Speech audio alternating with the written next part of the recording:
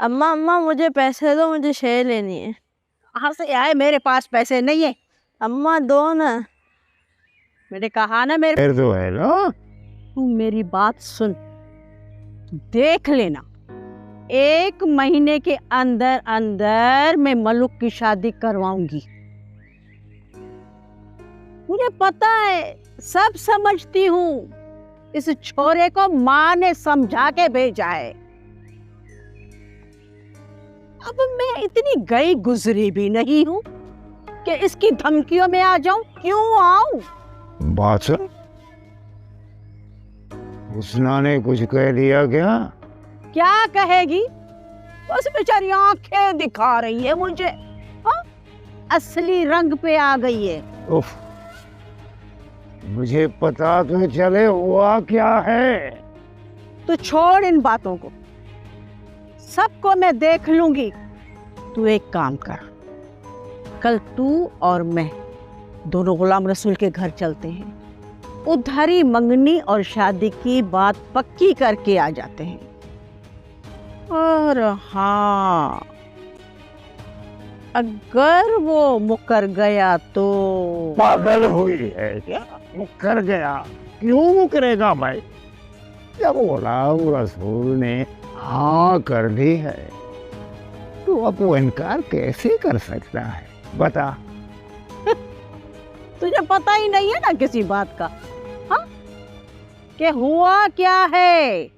इस कमबख्त का भाई वो उसके पास गया था, बड़ी धमकी देकर आया है कि अगर तुमने रिश्ता किया तो तुम्हारा खैर नहीं है। दादागीर बना फिरता है। ये तो पता है ना खलील का, लोफर है छोरा, लोफर। अरे लोफरों के साथ तो उसकी यारी है। पास पैसे नहीं है, नहीं है। नहीं नहीं मुझे दो। अरे मैं इसे जूता लगाऊं।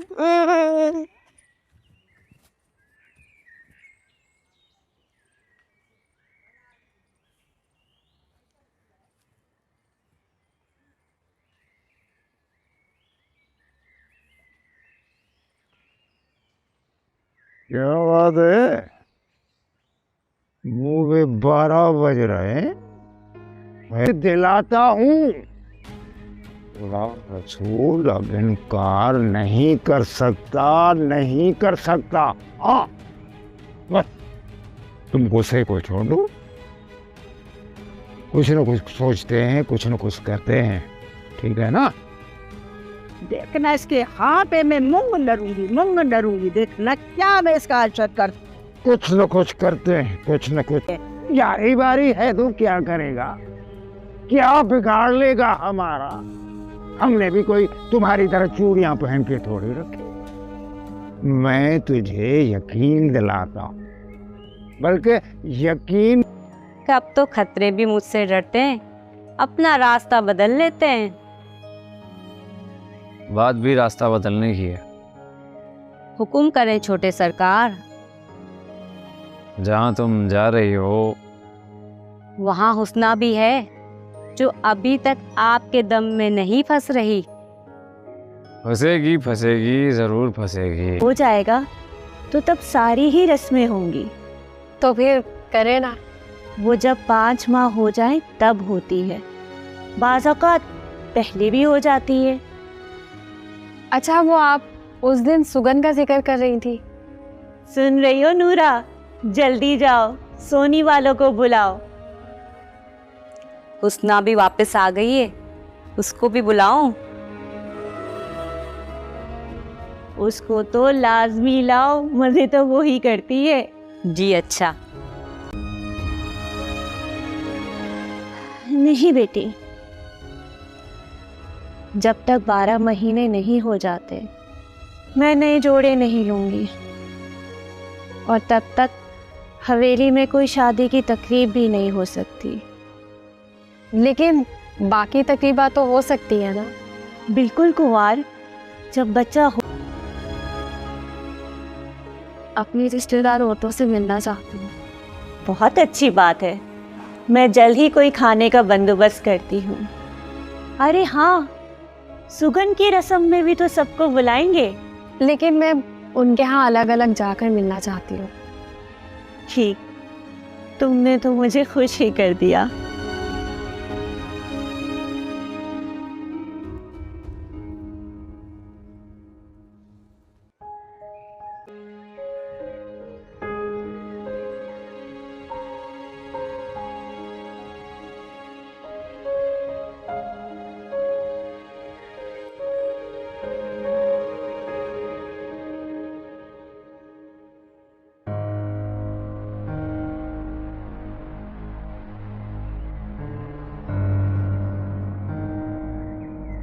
सर मारा था बिल्कुल।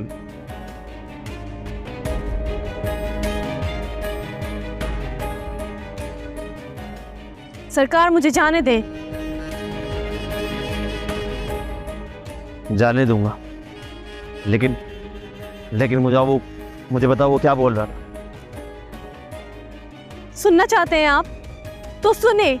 सरकार एजाज मुझसे बस यही पूछ रहे थे, मुझे समझा रहे थे कि तुम्हारी सास से तुम्हारे ताल्लुकात क्यों खराब है। साथ वो यहाँ आ जाए, लेकिन हुस्ना यहाँ नहीं आनी चाहिए। कोई खास वजह? हाँ है वजह। उसको तब तक यहाँ हवेली में आना और आधा साईं से मिलना ठीक नहीं जब तक उसका दिमाग ठीक नहीं आएगी। उनकी मर्जी है कि वो इसकी आमदनी से कुछ भी करे और बाद में वो किसी को भी दे सकती हैं। जब तक माँ जिंदा है हवेली उनकी है। उसके बाद बख्शन खान की बीवी की है और फिर उन दोनों भाइयों की है। कोई भी हवेली बेच नहीं सकता और ना ही किसी को निकाल सकता है। अंकल की सोच तो कमाल की है। खानदान को जोड़े रखने का इससे बेहतरीन फैसला नहीं हो सकता।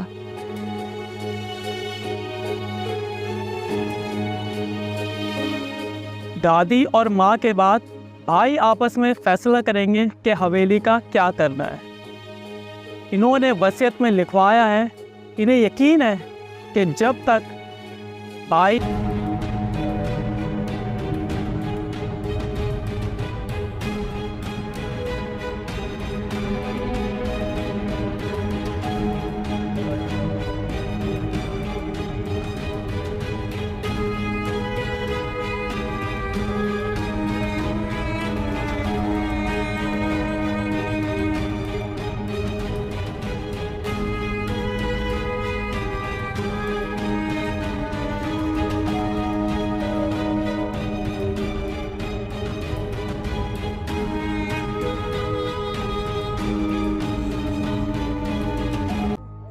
तैयारी करो।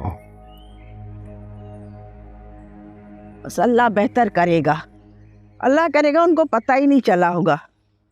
कुछ नहीं है बेटा, तुम्हें परेशान होने की ज़रूरत नहीं है। वैसे भी तुम्हारी माँ इतनी बेवकूफ़ नहीं है कि उनको बात बताएगी। अरे बाबा, अम्मा को मौका चाहिए हुस्ना को निकालने का। चलो छोड़ दो इस बात को। तुम ऐसे करो, फिर से काम से लग जाओ। देखो ना, रोजाना रोजाना घर के खर्चे बढ़ते ही जा रहे हैं। रोजाना रोजाना महंगाई भी बढ़ती जा रही।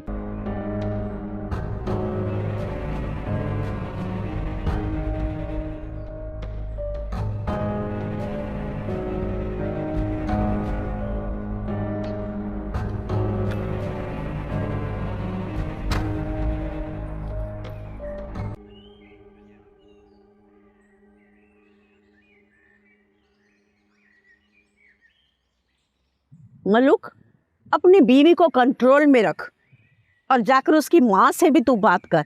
उसे कहे अपने बेटे को समझाए, हमारे मामला के बीच में मत आए। अरे अम्मा, अगर हम मौका ही ना दें तो उनकी मजाल है हमारे मामलात में बोले। देखो, ये फैसला हमारे घर का है, मेरा तो नहीं है ना। तुम लोग मेरी बात सुनो। कुछ दिनों के लिए इस मौजू को ही छोड़ दो और निजाम लगा के रखी है। मेरे जहन में एक और भी ख्याल है। क्या बाबा? तुम ऐसे करो, सरकार एजाज के साथ लग जाओ। ना बाबा ना, हवेली की नौकरी बहुत पाबंदी वाली है। मैं पहले निज़ाम से बात करता हूँ, फिर देखते हैं, सोचता हूँ मैं कुछ।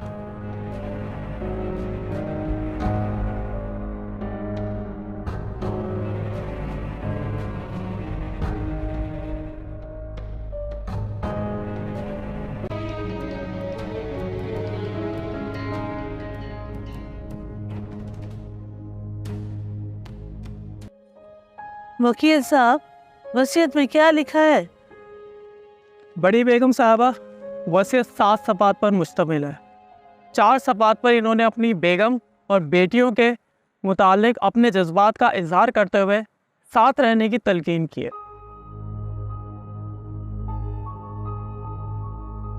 वकील साहब, ऐसा करें उसकी फोटो स्टेट सबको दे दे। आप तो वलीयत के बारे बताइए। जी, आपस में समझदार और बुद्धबार हो चुके होंगे।